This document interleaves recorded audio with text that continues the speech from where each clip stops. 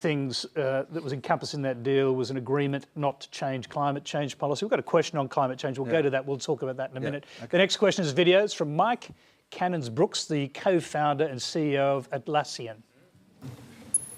Our current Prime Minister, who once famously waved a lump of coal at the opposition in Parliament, has defined fair dinkum power as energy that turns on when the sun isn't shining and the wind isn't blowing.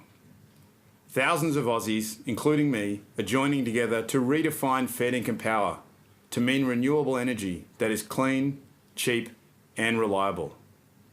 Our nation is blessed with renewable resources. We have more sun, wind and hydro than coal, gas and oil resources combined.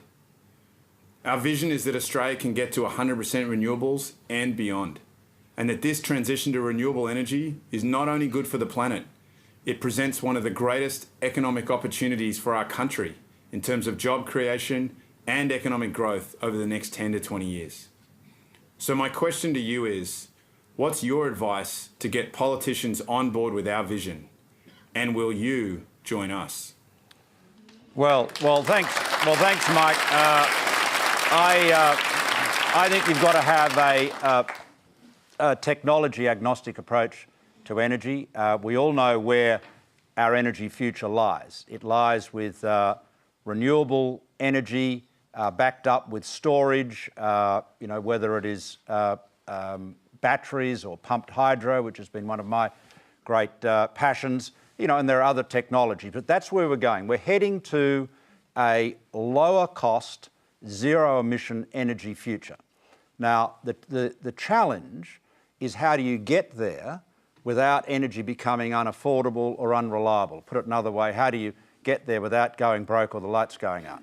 And so that's why I've always said energy policy should be guided by engineering and economics, not ideology and idiocy. But the point Mike makes about our renewable endowment is absolutely right. I mean, you look at solar, for example, solar PV.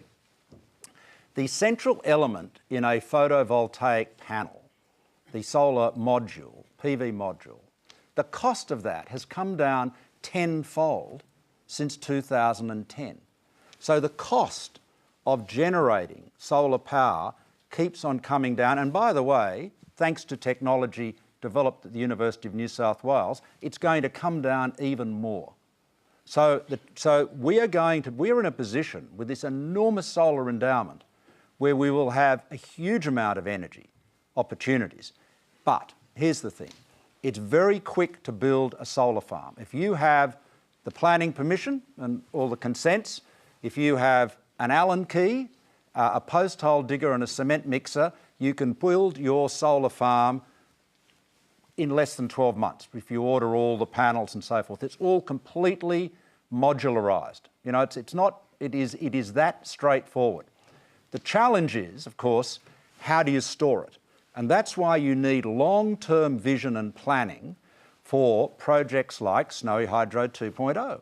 If you are going to have pumped hydro and you are going to be pumping the water up the hill when the energy is cheap and then running it down the hill when the sun isn't shining or the wind isn't blowing, and you're going to connect two huge dams 20 kilometres apart with a mountain sort of inconveniently located between them, you're going to have to do a lot of digging.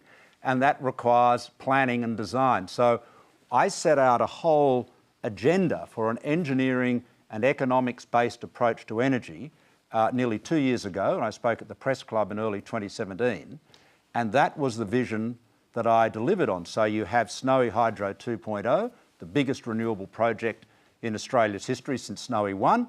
That will be built. It's got a great internal rate of return. Mike just said, I'll bring you to a couple of facts here. Mike just said 100% renewable. That's baseload power he's talking about. Yeah. Achievable? Well, theoretically it is. Whether it is, the question is that going to be the right mix? But is it a question of government will to make that happen? No, it's not. It is the economics is driving you there. There is no question. If you wanted to build a new, dispatchable power station, if you said you wanted to deliver another, 1,000 megawatts of power continuously, and we wanted to do that from new sources, I do not believe that you would build today a coal-fired power station regardless of issues about climate policy and carbon risk and all of those things, putting those to one side.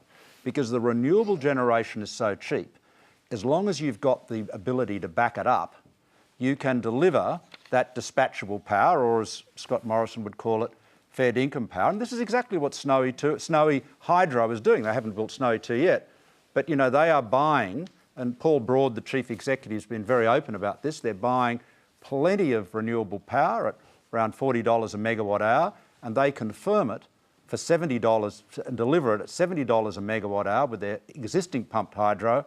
I tell you, that is cheaper than a new coal-fired power station can deliver it for. Just to go back to the question, can a group of rich mates get together and do what governments won't do?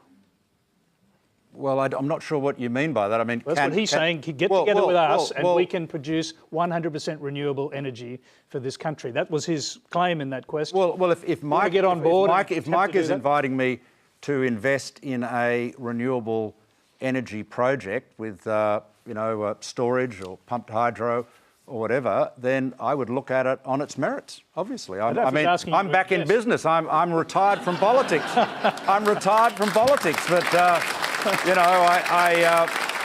I'm back in business, and I will be, no doubt, Lucy and I will be, Lucy's, of course, at the GSC, so she'll continue being the planning czar of Sydney, but from my own part, I'm out of politics, and I will return to the business world, and I love nothing more than technology. I love new projects, I like new technology, and I love creating jobs. So I laid claim to creating, 1 million jobs when I was Prime Minister. Of course, the creation was all done by people in business. Now, having served Australia in the Parliament and as PM, I'll now go back to creating jobs at a more hands-on level in terms of business and investment. Okay, let's move on. The next question is from Andy Kent.